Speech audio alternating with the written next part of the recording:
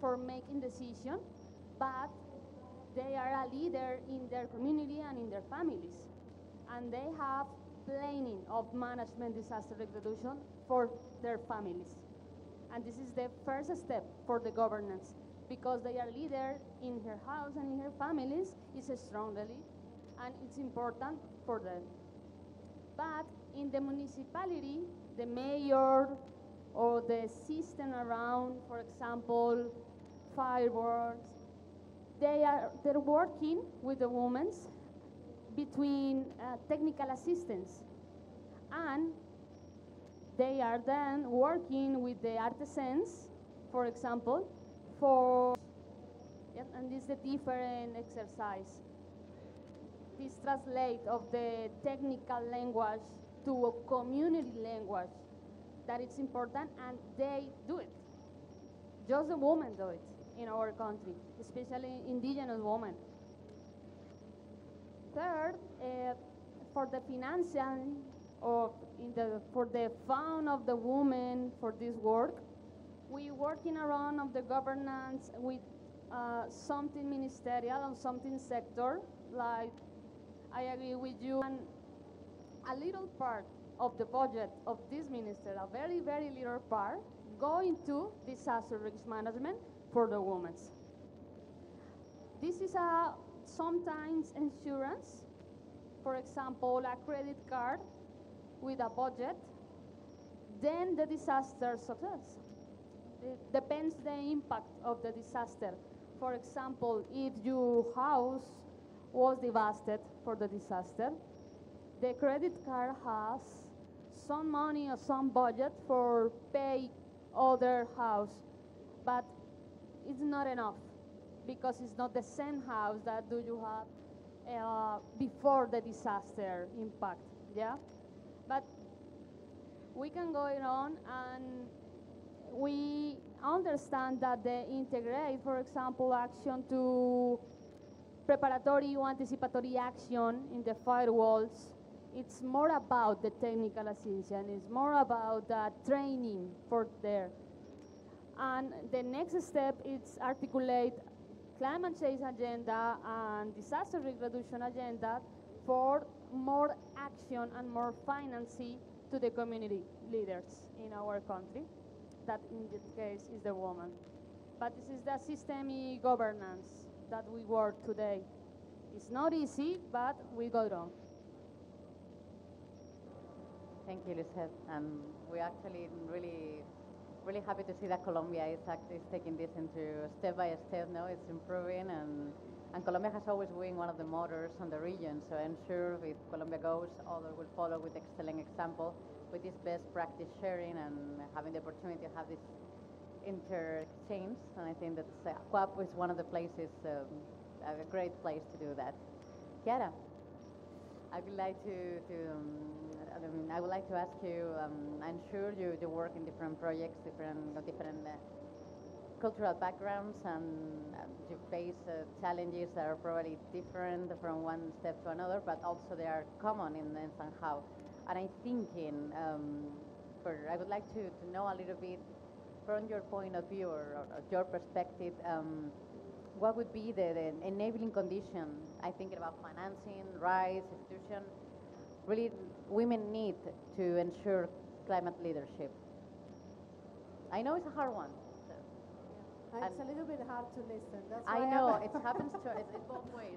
I hope I heard the questions. Okay.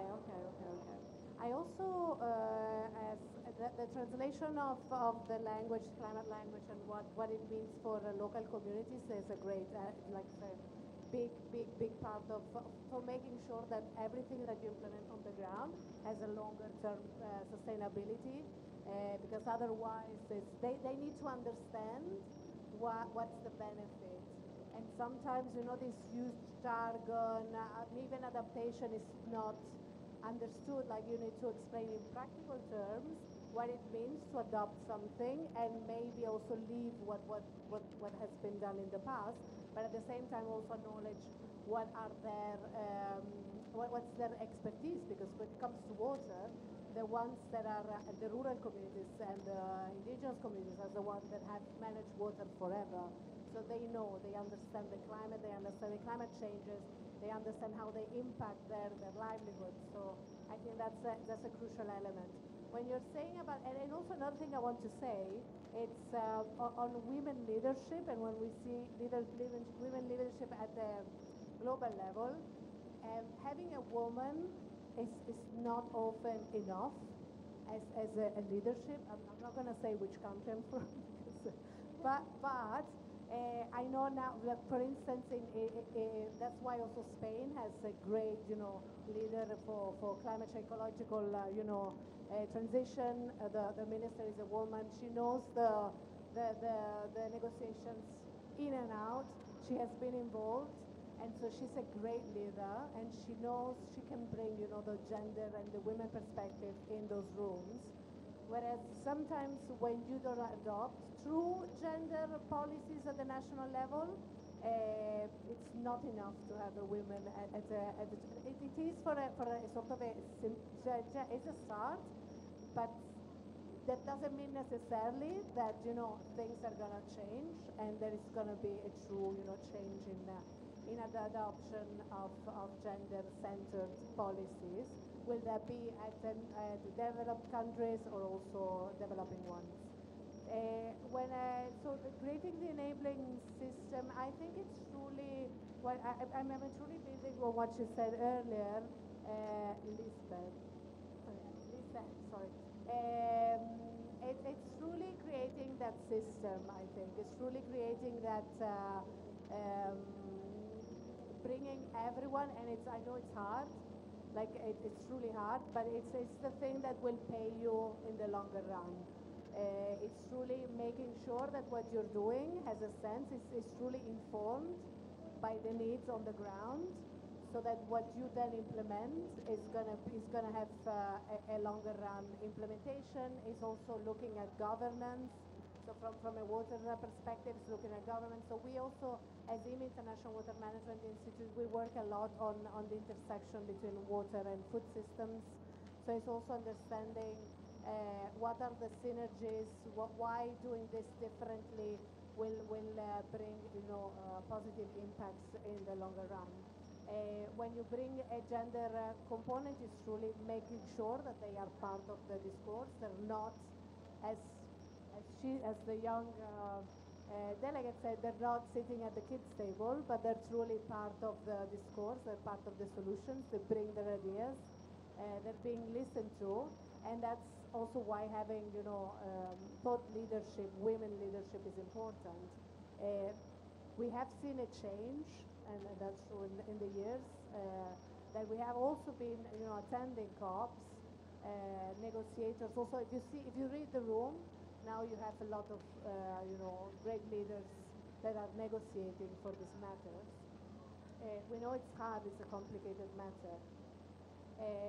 I think that finance, it is a crucial aspect, but when you draft and when you design projects with this, buy-in from people that have a longer, then finance is easier to access. It's obviously you need to respond to the requirements. There is always an issue on access that is enormous.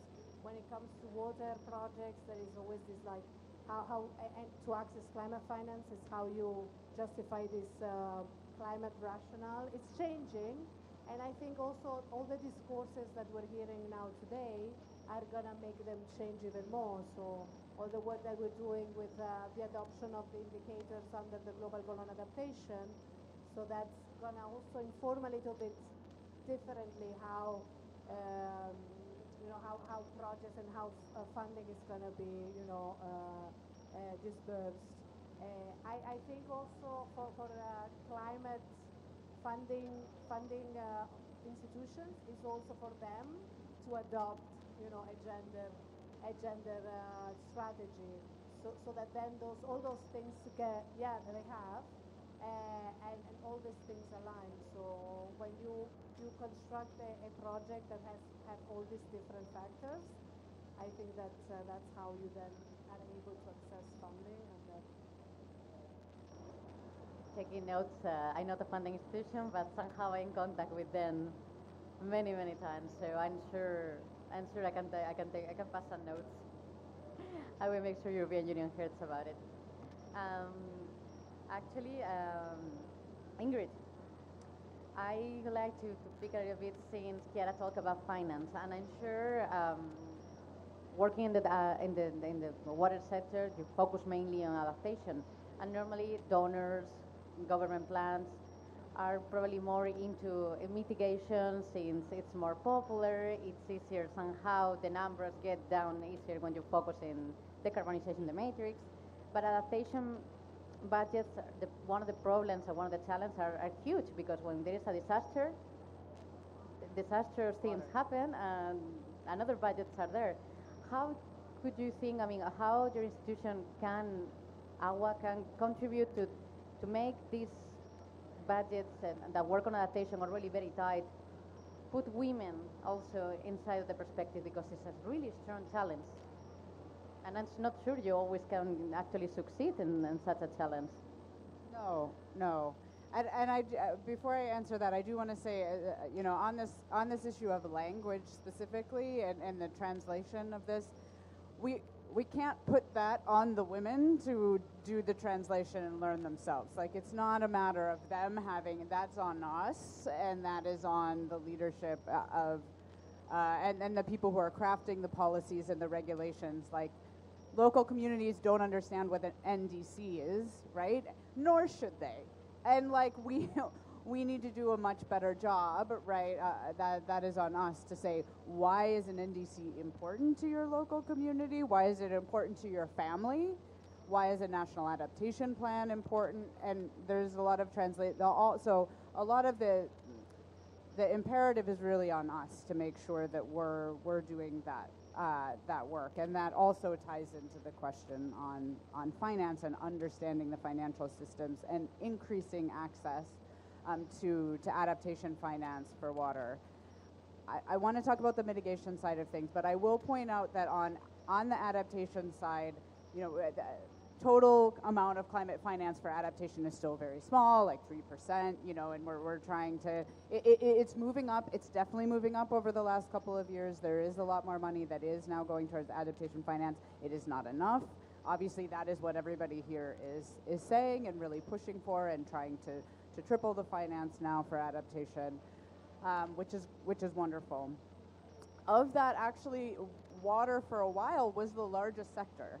When it came to adaptation finance, or close to it, it was something like 40-something% was going towards water projects, which makes sense because when you talk about adaptation, like you mentioned, a lot of the impacts of climate are felt through water systems, through floods and droughts, sea level rise, et cetera, and so it makes sense that a lot of the funding is going there. But still, that overall total in percentage is so small. So how do we grow that percentage? And part of it is the climate rationale, making sure that we can, that there's a demonstrable connection between the work that's being done. So whether it's retrofitting a water treatment center or in the agricultural system, looking at more drought resilient crops or things like this, making sure that there's that strong climate link to it. And I would say on our side, on the water side, we have not been very good at doing that. We've just been presenting water projects to the GCF and others and saying, well, this is now a climate project. And they say, no, that's just a traditional water and sanitation project. Now, there is definitely a rationale to be made that water and sanitation is essential. These are essential services for climate adaptation. But just doing business as usual water and sanitation isn't climate resilient, because you're going to put the water and sanitation services in a floodplain that is now going to flood, and that's not great. That's not a good investment from their perspective. So you have to make sure that you're building in climate resilience into your water and sanitation services, and then you will be able to access these funds. But it's a mindset change, right? And so there's a learning process that's happening in our sector right now, but there's also a learning process that's been going on with the banks, and the GCF recently totally overhauled their their funding process, that they're doing. The ADB is looking very strongly at this now, and others as well. So, and especially when you're talking about things like nature-based solutions, which was mentioned before, it's really tricky. Like we have not had, I would say, a lot of success on that side, specifically on nature-based solutions coming from the freshwater sector. But we got a big win with CBD last year, where inland waters were finally included in the GBF, and so we're starting to get a little bit more on the biodiversity side, which does have strong linkages to climate. We are getting that included a little bit more, but it is difficult still to access funding for those types of projects. So I would just say there's a learning process kind of on both sides that's happening in terms of the water sector really needing to make sure that they're putting climate resilience at the heart of their projects and programming, and then also on the funding side.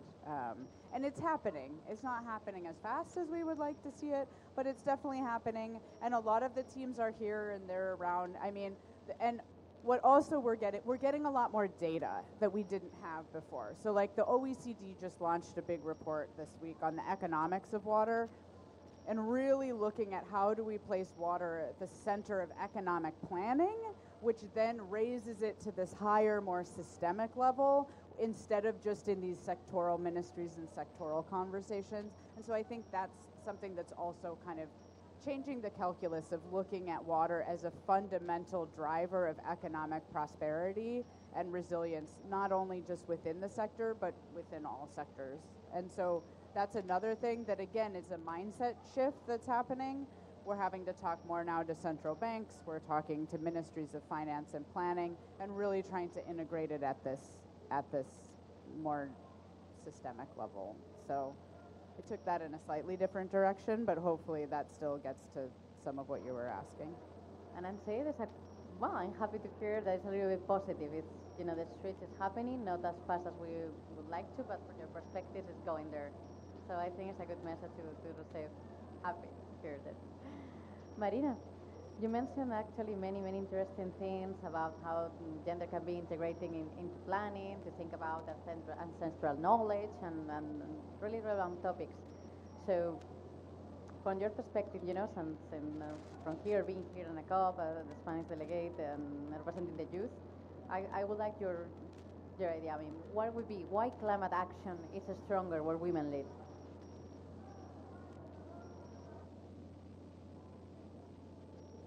We have demonstrated along history that we think. We are responsible people, sensitive people, and you can't tackle a challenge or a problem properly if you're missing out half of the population. So you are missing half of the problem and half of the solution. We can't be like part of the solution just because we have amazing ideas and innovative perspectives. No, we need to be part of the solution because it is also our problem, because it is our home, our planet.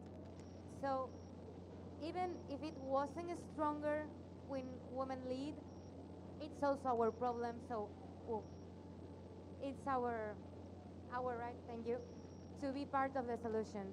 There has been a lot of studies that demonstrated that, for example, when women are involved in conflict-solving processes, the peace is longer, it's more durable, and it's more stable. We provide we have another way of thinking. We have other capabilities that are essential for this problem solving. Unfortunately or not, we are the ones that are taking most of the job of care, the care economy, care jobs. That is really important. So we need to be there. We have this perspective, this knowledge, this background that has to be part of the conversations. I think we are doing a really great job right now. The Gender Action Plan is to be approved with a little bit of luck. There has been a lot of work, a lot of pressure, but we are doing a great job, and we will continue doing it. So yes, We are part of the solution and we are leading. Unfortunately, there are little women in high positions due to different obstacles, including invisible obstacles. But I do really perceive as a young delegate or as a young woman that we are little by little surpassing those obstacles. Thank you so much, Marina. I'm glad to see that you're part here to make these kind of changes again. And for our closing remarks, that this empty seat that has been here on purpose, because with us is actually Susana Biseu. And here it is. She's not. Okay, unfortunately, Susana will not be able. So we do have an empty seat from the beginning. So bad. Well, oh, I thought she was already here with us. And then I think, lucky me. Lucky me, we have time for extra questions. Yay! But that now, I would like to highlight, I mean, we still have time, but I will probably need faster response. So, Lisette, coming from Colombia and being in disaster risk management, your topic, and having a really, really country but so biodiverse that Colombia is, how the country is adapting this women perspective in disaster risk management for the coastal region in Colombia, to the Amazon region in Colombia, to that different ecosystems that people are different. We have Afro-descendant, we do have indigenous communities, we have that many cultural people that we cannot have a recipe. So how Colombia is doing with that challenge? Yes, it's a gift, our biodiversity, but it is a challenge for our geography and for 50 millions of people around the country. But I just have a little messenger, but a power message, that is, it's imperative to understand that the disaster not impact the same way to the women and other people. The impact of the disaster is important, all the community, all the people, but it's not the same impact to the woman. And this is the first for us.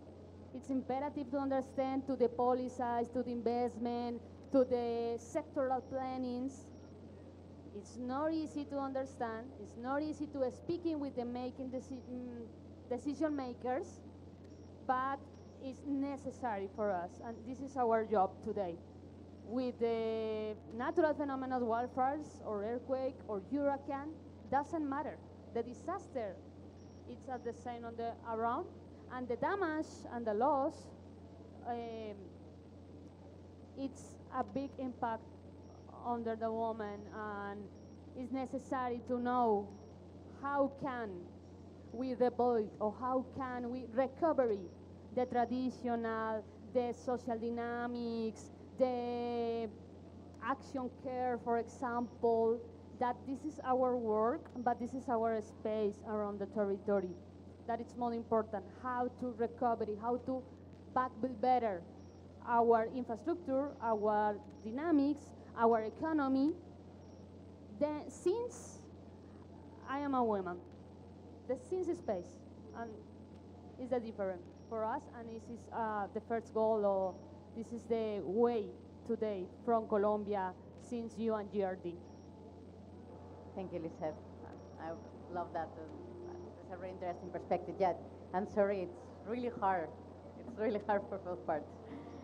Chiara, I think one of the things we have not covered is when you're working in the territories, in water sector, sometimes language can be barriers.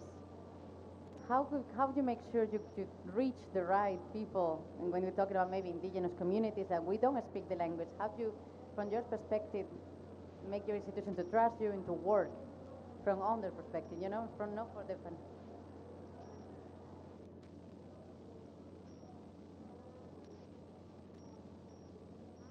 Okay.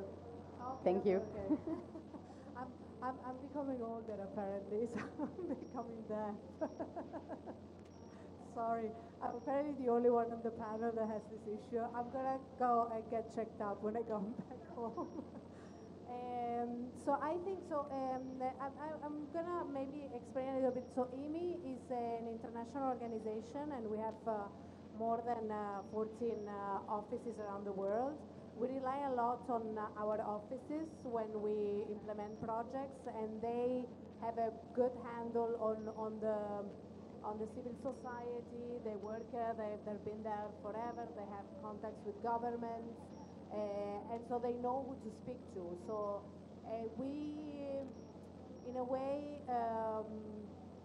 we would like for people that are in that country, or for instance, for the project in Nepal or for the other projects that we have, that those are the ones that are going to the rural communities. They know them. They speak the language. I think it's important for them, for the people that I think that the risk is truly to have sort of a top down and a sort of a way of a white person going to a developing country telling them what they need to do, whereas truly what we want to do is to make sure that whatever all the activities and the implementation, policies are truly bottom up, so that to basically take into consideration the realities. So but we totally rely with the people, the people that are in those countries. Especially IMI has this,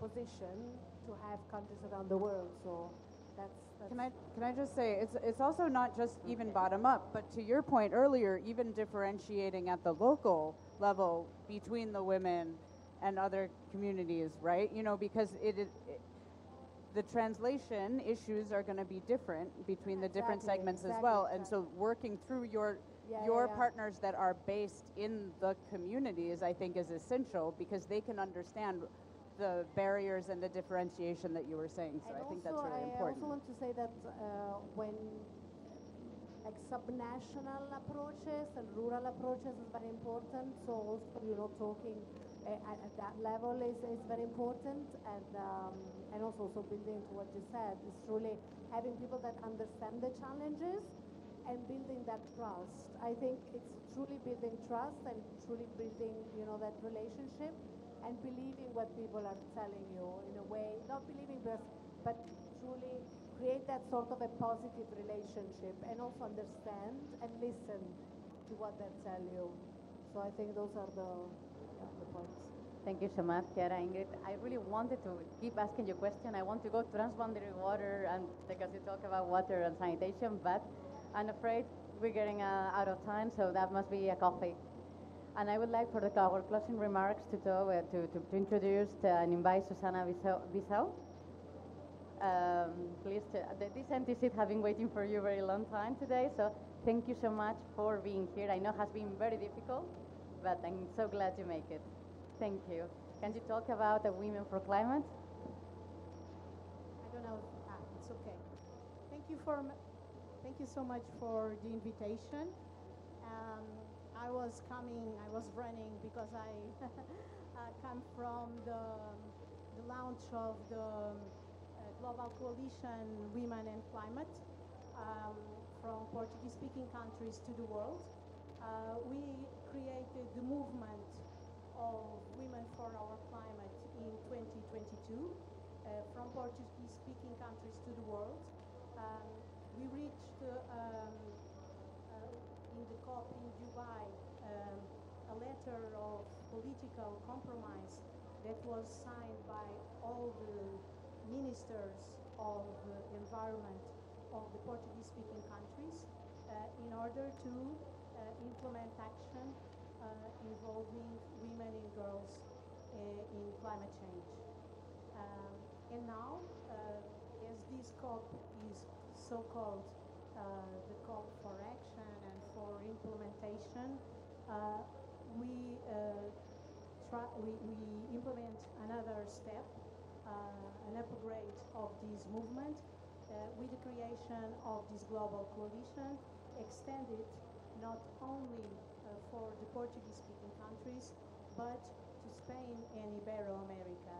So our goal is during this next year of 2026 to invite organizations and Spanish government, Spanish authorities to be part of the founders of this global coalition and to nominate a representative of each organization that want to be part of this global coalition in order that we can work during, create a working group that during 2026 that is going to develop the strategy, the action plan, and the governance model of this coalition in order that we can together present it in the next COP in Turkey, Australia.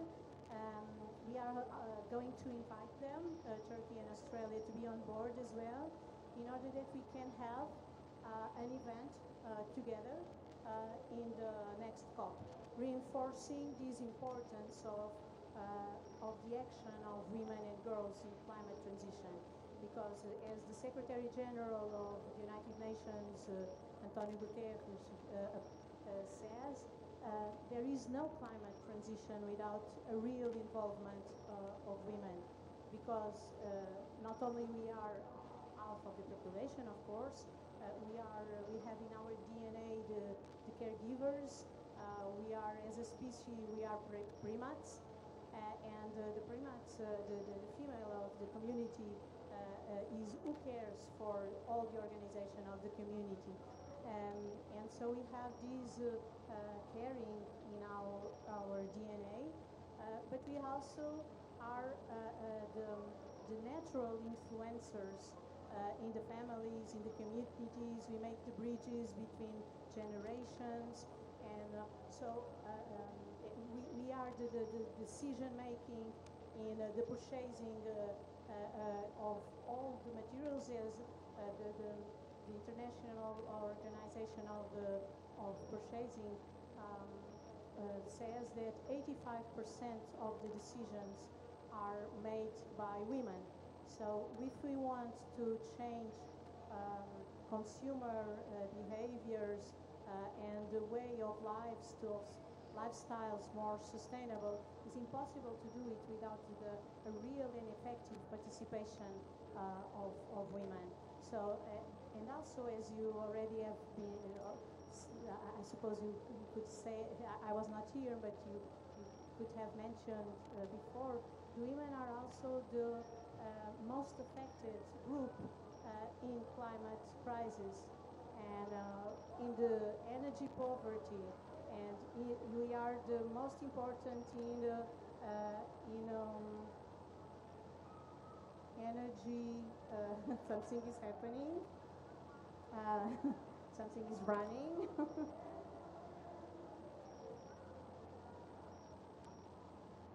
Something is happening. I don't know. Seems of direct. I don't know. No, because everybody is running and everybody is making way out. We have to go.